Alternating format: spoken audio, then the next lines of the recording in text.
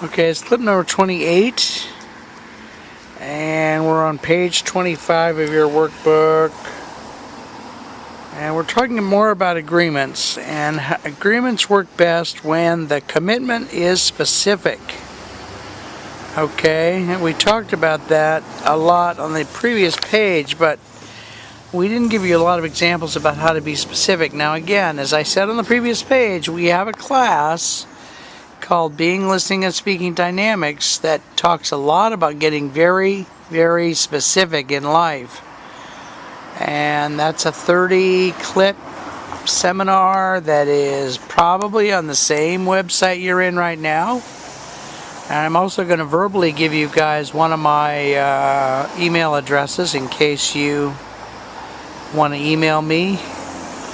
My name is Mark Isaac Potter, so the email address stands for Mark Isaac Potter Communications, so it's MIPC441 at Gmail. MIPC441 at Gmail.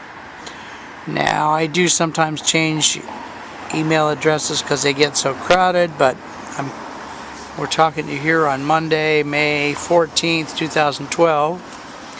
So as the years go by, I may have a different email address. Anyway, so we're on page 25 and clip whatever I said before.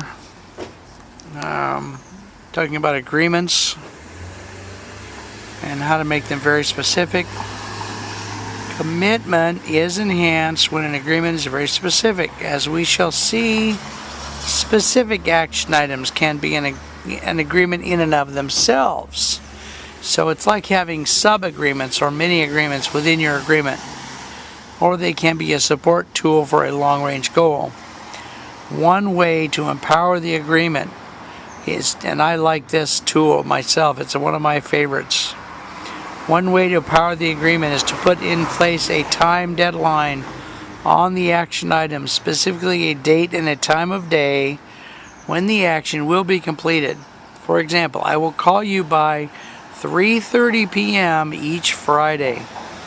Or better yet, I will call you at 5:33 on Monday, May 14th, 2012.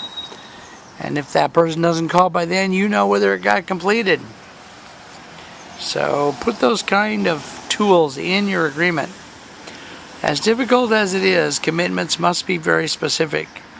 And if you do this heavy lifting, this hard work at the beginning, it will make the agreements easier later.